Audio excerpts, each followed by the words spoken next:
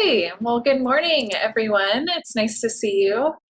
Welcome to the Virtual Living Library, and I am pleased to introduce Dr. and Pastor Warren Stewart, who will be talking to us today about his experiences with civil rights activism, and so we're really excited to have him here. And I wanted to introduce myself. I'm a sociology faculty here at Chandler-Gilbert and a member of One World. And the Virtual Living Library is an opportunity to expose community members and students and our faculty and staff to diverse perspectives and people who have a variety of different experiences and identities. So it has been going on for the past day, and we have a lot of wonderful books still coming, and so thank you for choosing this session. Just a couple of rules is to remain muted unless you're speaking, and if you have any questions for Pastor Stewart, to please put them in the chat and we will get to them towards the end of the presentation. I will also be sending out a survey and a link to record your attendance. As always, we want to make sure that we treat our books with kindness and respect and show them gratitude for sharing oftentimes sensitive and vulnerable information with us. All right, so we'll go ahead and get started. I wanted to read a short biography of Pastor Stewart.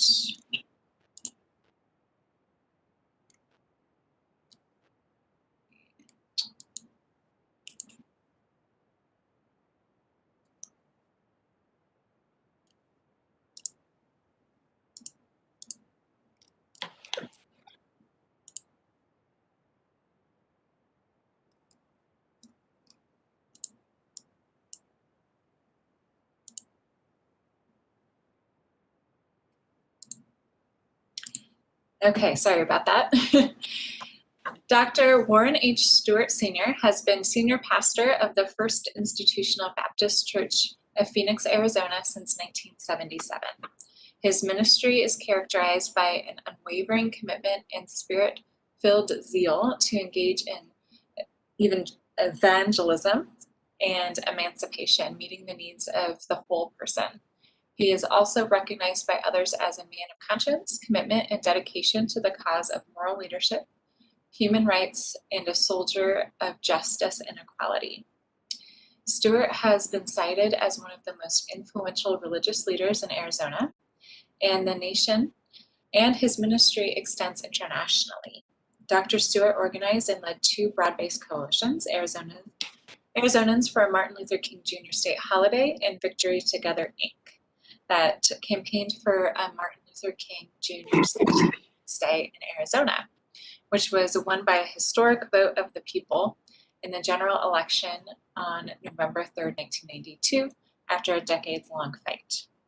In 2015, he was inducted into the 30th anniversary of the Martin Luther King Jr. College of Clergy and Laity Board of Preachers in the Morehouse College Martin Luther King Jr. International Chapel, Atlanta, Georgia. Pastor Stewart is a husband, father, grandfather, and mentor who has earned 5 degrees, including the Doctor of Ministry degree from American Baptist Seminary of the West Berkeley, California.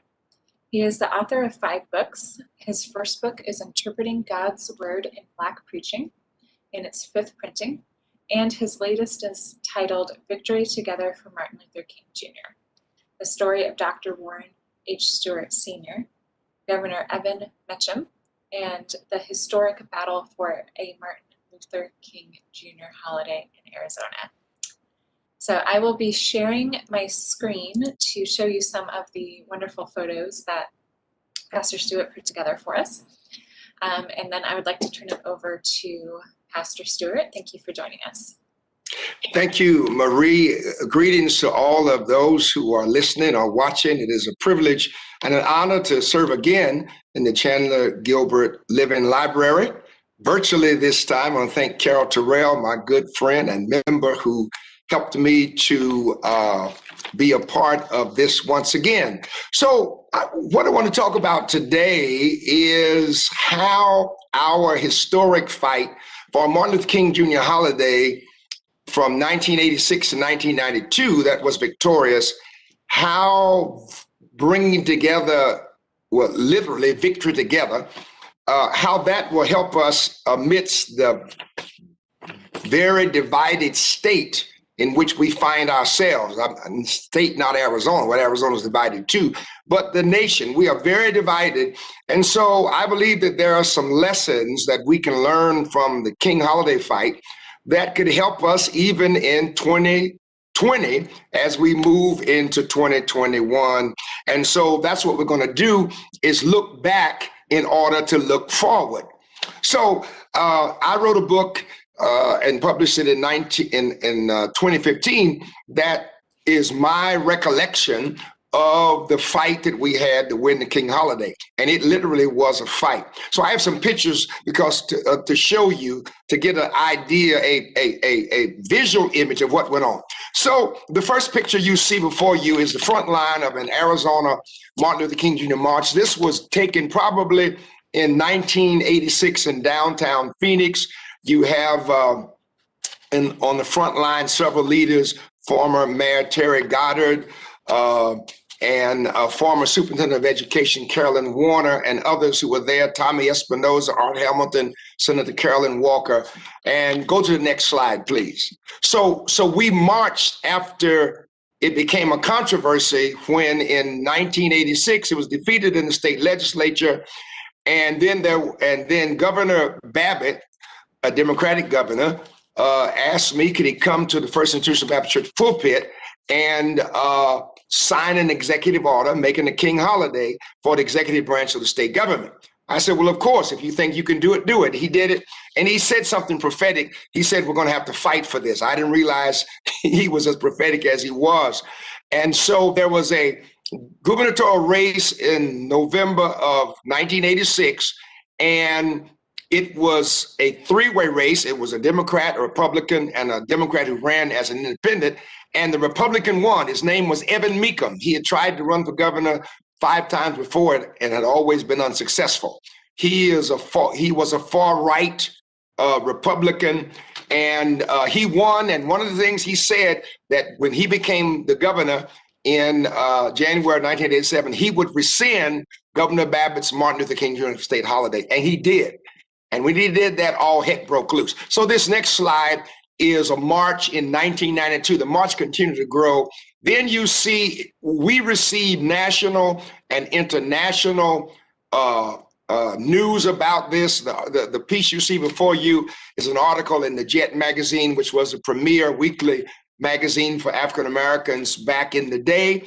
And they did a big article on the NFL football, how they said they would not bring a Super Bowl here without the King holiday.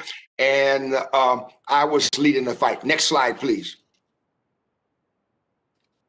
Believe it or not, we've had the King holiday signed 3 times and once by the vote of the people. The picture here is the first time we won it through the legislature in September of 1989. And that is the late Governor Rose Moffett, who is signing the legislatively passed King holiday in September 1989. Go to the next slide. There is in our sanctuary, First Institutional, we had this banner. At that time, I was leading Arizona's for Martin Luther King Jr. state holiday, and we said together we did it. Next slide. Then the opponents of the holiday had a way of overturning by election of what was passed. So the opponents, Mecham, Governor Mecham, who by that time I think had been impeached, he's had a strong following. And so they led a referendum to overturn the King holiday passed in September 1989. So the legislature went back to work and they passed another version. So this was the second King holiday. It was passed in January of 1980, January of 1990. All right, next slide. Well, that was also overturned, And there were two different versions of the King holiday put on the ballot in the general election in 1990, and both of them were defeated. They were defeated. They were defeated because the NFL, not the NFL, but one of the sports newscasters came out the day before the election and said that the NFL will not bring the Super Bowl to Arizona if they don't pass the King holiday. And that offended a lot of voters. And so both propositions, two different versions of King holiday, were defeated in the general election in 1990. So I was asked to try one more time. So I formed in a coalition called Victory Together, which I believe was the most widespread, diverse coalition that ever existed in Arizona, with people of all colors, Republicans, Democrats, independents, straight, gay, conservative, moderates, right wing, grassroots, business, corporate. So we formed Victory Together and worked for 2 more years to attempt to win the holiday. So we opened a campaign office. It was a full-fledged campaign. And this was our opening on the office. It was on Central Avenue in Phoenix. And some of the, at least one person you might know the picture there is the late Senator John McCain. He came to our campaign office opening. Ironically, when Senator McCain was a representative in the Congress, he voted against the King holiday on the federal level, but he got converted somewhere along the way. Next slide. Again, other pictures, Art Hamilton, the late Jack Feaster, Steve Roman, it was a broad-based coalition, as I said, one of the Monsignors there, broad-based. Next slide. Rosa Parks even came, and she spoke from the pulpit of First Institute Baptist Church as well as for the King celebration, and she came to lend her support for us to win the King holiday. That picture was probably about 1992 in January. Next slide. These were different bumper stickers that either our committee made, our coalition made, or others who were supporting us. The first one was I Have a Dream, support for Dr. Holliday by the Arizona Black Chamber of Commerce. The next one by a young lady named Annette Driver. She formed the one, Say Yes Arizona, but the one that finally won, that was associated with the King holiday effort we won in 92 was Yes on 300. It was Proposition 300. And we proposed that the voters would support a Martin Luther King Jr. / Civil Rights Day. The Republican leadership did not want a Martin Luther King Jr. holiday in name only.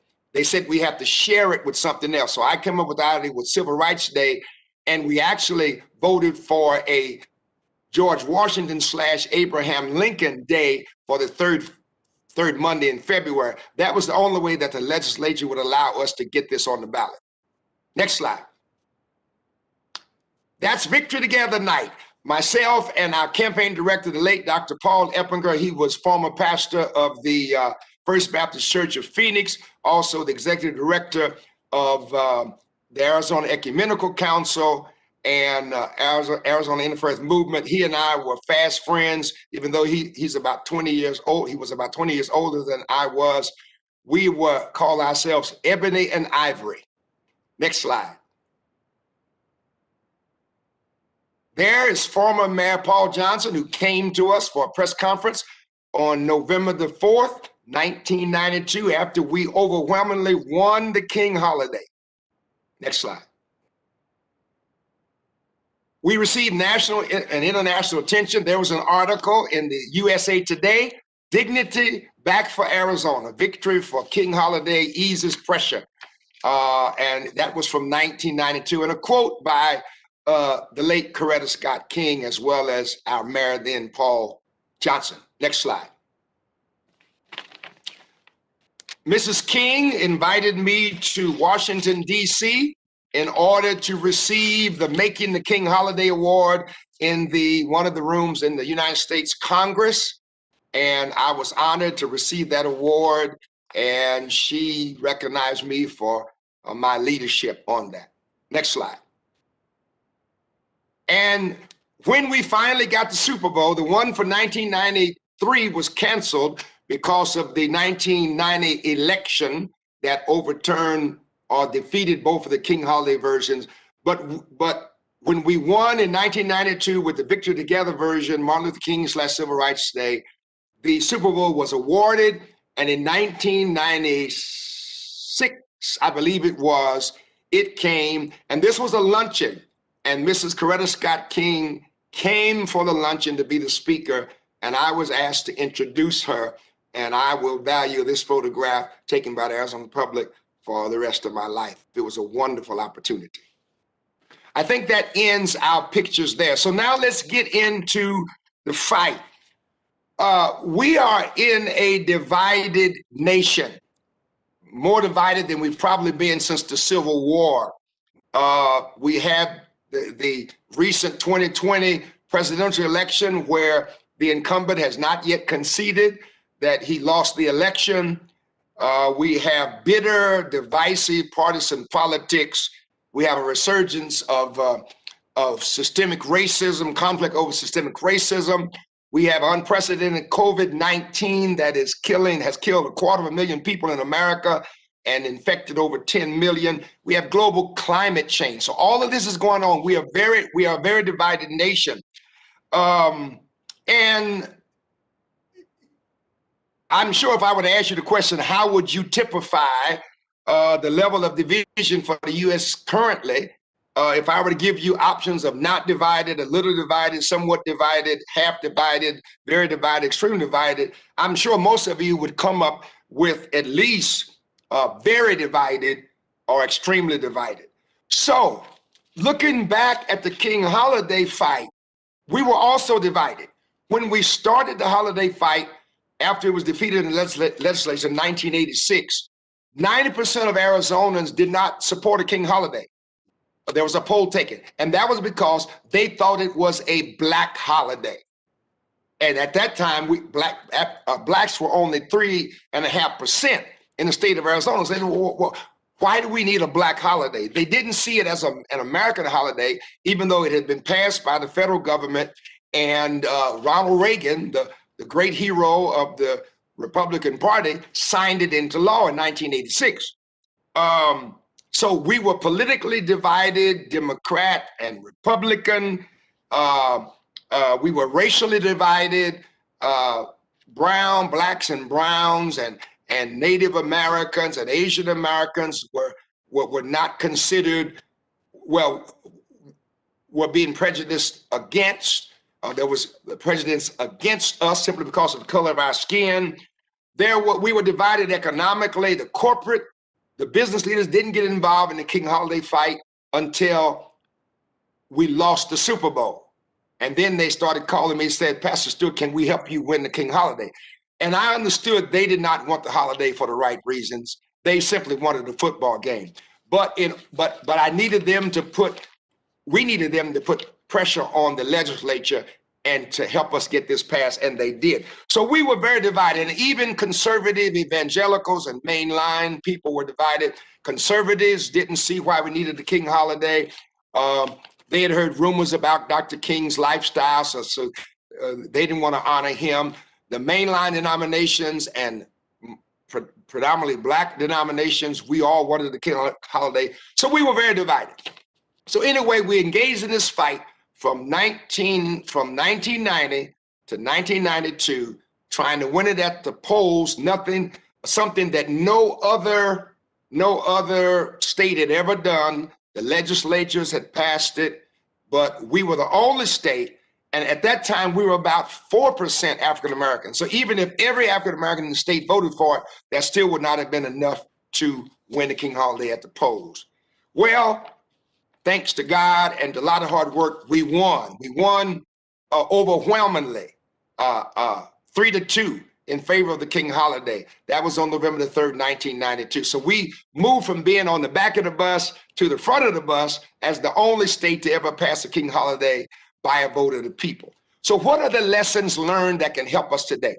In my book, in the final chapter of my book, entitled Leadership Under Fire, Lessons Learned, Places to Go, From Victory Together for Martin Luther King Jr., 8 lessons One is leadership under fire. If you are leading a cause that is just, that is noble, you must understand that you must be on fire and that you will be fired upon. On fire and be fired upon. Lesson 2, keep focused.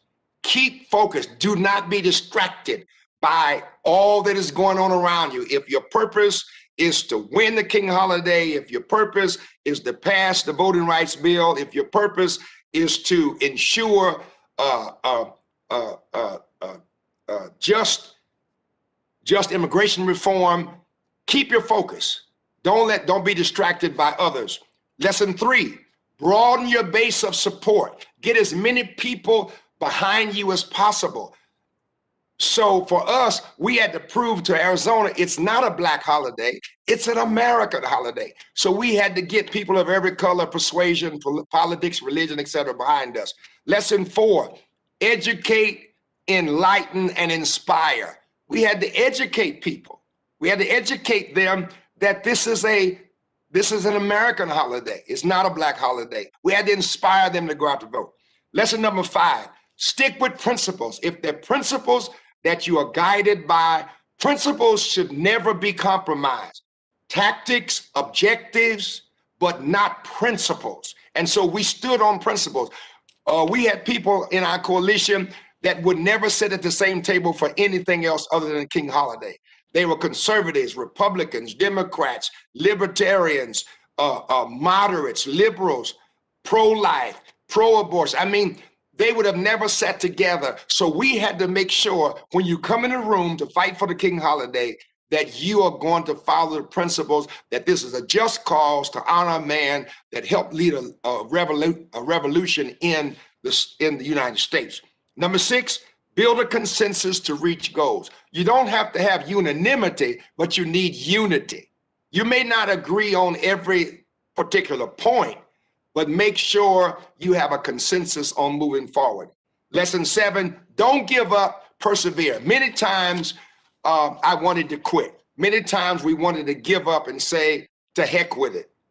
But you have to persevere. If your goal is just and praiseworthy, keep pressing. And then finally, as a believer, believe that God is with you. At all times, I felt that my leadership of the King holiday was just as much a part of my ministry as preaching the gospel on Sunday morning. And so I felt God was guiding us, and we opened and ended every coalition meeting in prayer. And even though we had people who were not Christians, we had Jewish people to pray, Muslims to pray, all different religions to pray, but at least we all focused on God. So that's how we won. So the question is, in the remaining 7 minutes I have, I want to hear from you. How did what we did from 1986 to 1992, uniting a divided state for a controversial holiday for many, how will that help us today in this divided nation? I want to hear from you now.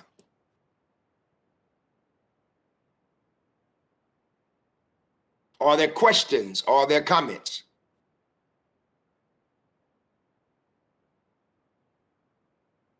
I hope you can unmute yourself. I cannot hear anybody at this time. Well, I just want to say that as an Arizonan, an African-American Arizonan, it made me proud to be an Arizonan. And as an African-American living in Arizona, that's not something I always got to be. Right. Particularly when Evan Mecham was governor. I was ashamed to be from Arizona. And so when, with your leadership, the holiday was passed, I could proudly say, yes, I'm from Arizona. Thank you, Carol. Yes, at one time, I mean, during that whole fight, Arizona was called the Alabama of the 20th century. I mean, that's how bad it was. And friends would call me from around the nation. How can you live in Arizona? That's a crazy place. I mean, and then Governor Mecham was I mean, you think Mr. Trump might be bad. You should have been here under Governor Mecham. He said that, well, he was a predecessor of Mr. Trump. So anyway, Emmanuel, good to see you. All right, are there any other comments or questions? I would love to hear from you. Yeah, Dr. Stewart. So I teach a race and ethnic relations course, and it's students these days tend to think of Martin Luther King Jr. as this, unifying force that everyone can get behind. He's almost saintly in how we talk about him now, and it's just so amazing to hear how much adversity you had to go through to get this recognized as a holiday, because in 2020, everyone's like, of course it should be a holiday. And so it's just a remarkable, just a piece of history of how public opinion and attitudes can shift so drastically in 30 years. And my family moved to Arizona in 1990. So I knew that Arizona was one of the last ones to adopt Martin Luther King, but I didn't know the backstory, and I never heard of Governor Mecham until today. So yeah, thank you so much for sharing that story. And it gives me hope for some of these agenda items that we want to get accomplished, that seem to be so divisive that maybe 20 years in the future, it will just be common sense. Thank you very much, Marie. And you mentioned something, and let me share one bit of alarm that I had in the recent George Floyd protests and marches. It was wonderful to see people of all races, especially young people, out there fighting against the unjust murder and what the police relationship with people of color, especially Black people. But I saw one sign that disturbed me. It said, F Martin Luther King. And it was not the opponents, but what it was from some of the younger generation who did not connect with the significance of Dr. King and how he led the nonviolent revolution based on loving everyone. And so I was just shocked to see, like, it was like F Martin support Malcolm, meaning Malcolm X. And I am an admirer of both Martin Luther King and Malcolm X. We needed both of them at the time that they lived and led this nation, or tried to lead this nation in dealing head on with racism. So I don't think you have to dismiss Martin King. And like I said, I don't know if it's a small splinter group, but I was just shocked to see that sign as we were fighting against the criminal injustice done against Black people who are often arrested and beaten or killed by police, as well as other people of color. So thank you very much for bringing that up. Other comments and questions? Anyone would like to, maybe you have some questions of me. I would certainly love to hear from you. Hey, I don't have any a question. My name is Greg. I'm on the faculty at Chandler-Gilbert Community College. But a visit down memory lane, I was actually at the Arizona State Senate, and I worked on the Mecham impeachment trial. Oh, my goodness. At the time. Yes, I was. And to see Art Hamilton and Carolyn Warner and Carolyn Walker and those people were all around when I was at the legislature. I was a chief policy advisor, and then I was head of the research staff for the Senate. So I actually lived, I have a picture in my office here of all of us on the floor of the Senate during the impeachment trial. And just a fact, and of course I know of you and have been around you for years and been in the political environment, but fascinating, heartwarming in a weird sort of a way to see everybody and to see Paul and to see the pictures that you saw. So I just appreciate the presentation. And I appreciate someone that's been around, because so many people don't know the history of Arizona and have arrived in Arizona in the last 10 years and think they know Arizona, but they don't truly know Arizona. So it's fascinating for me. Thank you very much, Greg. Thanks for taking us down memory lane. Well, it looks like my time is about up. I want to thank you all, Chandler-Gilbert, Carol Terrell, Marie, and all of those who have been involved in asking me to come. And I hope that this virtual living library has been beneficial to all of you, and hope some of those principles that I rattled off will help us in this divided climate in which we live right now. So God bless all of you, and thank you very much. We must have victory together. Thank you so much, Pastor Stewart, for that history and that inspiration and those active strategies we can use moving forward. So I hope everyone has a great day. Thank you.